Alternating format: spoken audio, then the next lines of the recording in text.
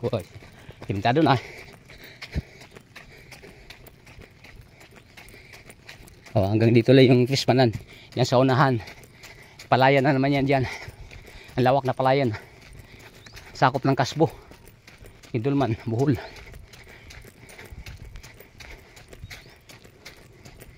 Yan. Ang karugtong ng fishpanan ay palayan.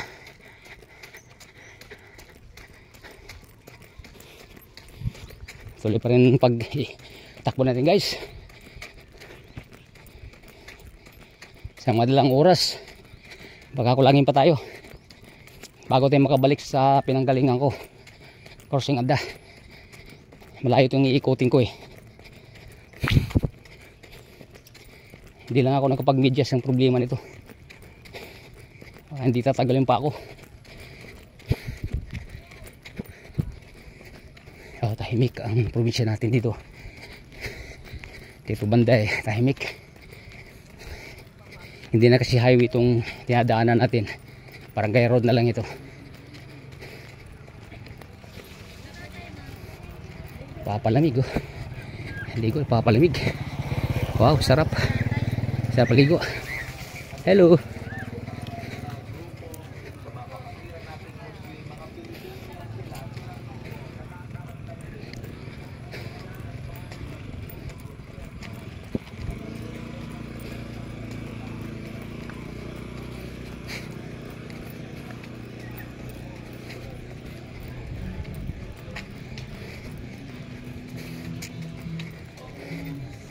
Dati guys, napasok ko na rin to sa tagal na panahon, pero ito ay rough road pa.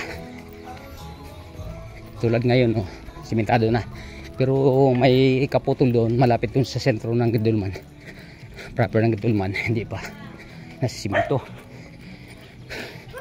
hindi pa talaga diretso. Yung diretso guys sa Tugas, tingnan natin kung sana naman simentado na rin tulad nito, kasi napakahirap ang daan nun, maputik.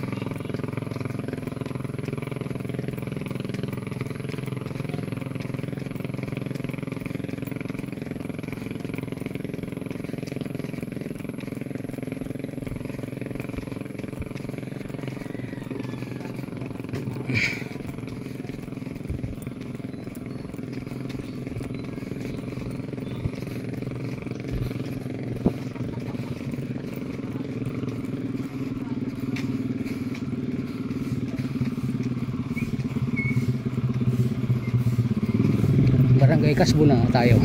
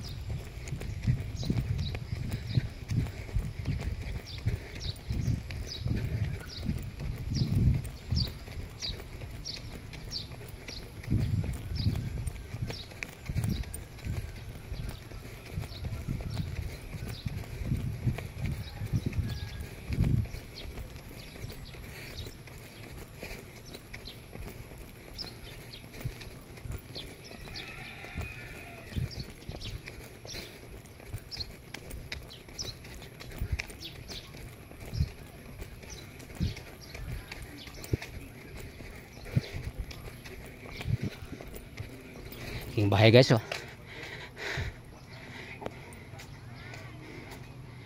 Skeleton pa lang. Steel truss na.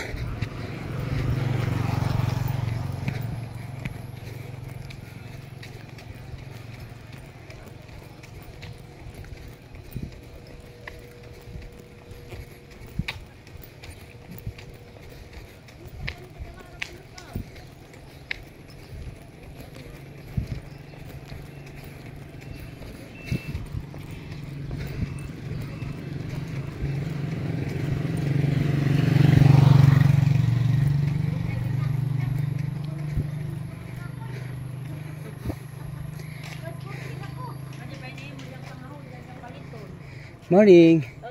Ato padung sa tugas diri ba? Oh, kana natulay. Oh, salamat.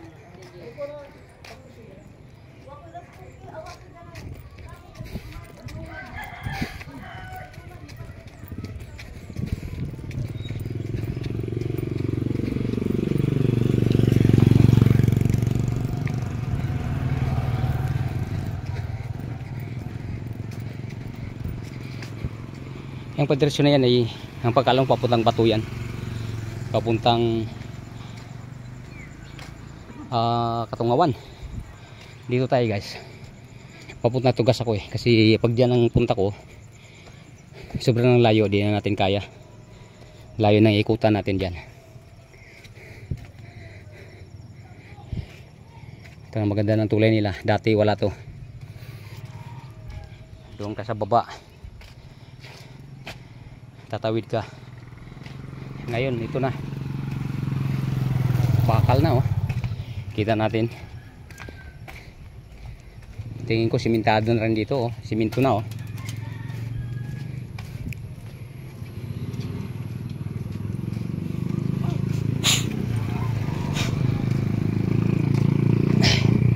Tuloy pa rin takbo natin guys. Huwag na sanang umayaw yung paa natin, wala tayong suot na medyas.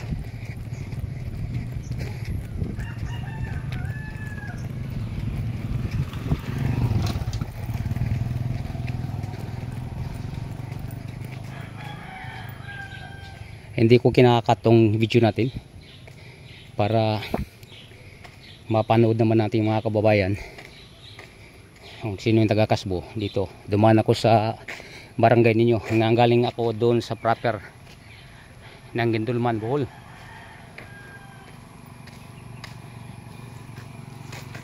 Actually guys, nanggaling ako sa Crossing Anda, kaya lang nag-upisa ang video natin ay sa proper na. Kung hindi ako nagkakamali, yung tinakbo ko mula sa amin mga 1.5 kilometro siguro hanggang doon sa pinag-umpisahan ko ng video. Ika-cut ko to, kung sobrang haba na idugtong na lang natin para makita niyo ang dinadaanan ko. Kung kayo taga rito, kung matagal na kayong hindi naka-uwi, kahit pa paano masisilayan nyo yan. Yan sa side niyan, puro palayan yan. Malawak ang palayan dito guys sa Kasbo. Pagdating naman sa Kandihay, ganun din, malawak din ang palayan. Yan pinagkukunan ng hanap buhay ng mga tao rito, yung malapit sa dagat pangingisda. Pero dito sa bandang Kasbo, yan palayan. Dito makikita mo yung malaking palayan, malawak na palayan, fish panan, fish pan at saka palayan. Yan, oh.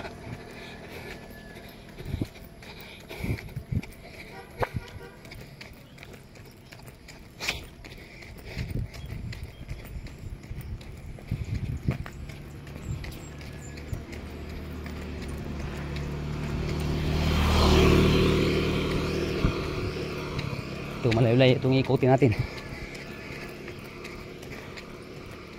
Itong inikot ko ngayon, sa mga 3 kilometers mayroon na tayo, mahigit pa.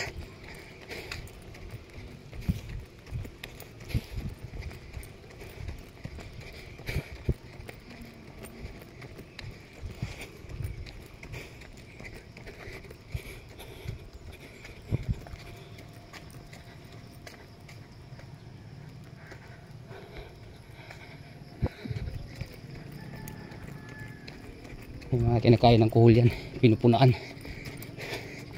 tinataniman uli.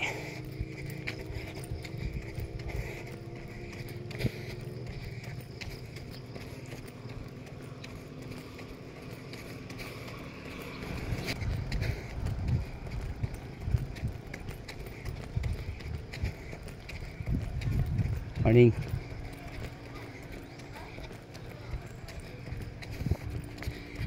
Yan sa kabilang side, palayan din, no? Kita niyo guys kung gaano kalawak yan. Yan. Palayan niya hanggang doon. Sa panan ng bukid. Sa kabila naman, ganun din.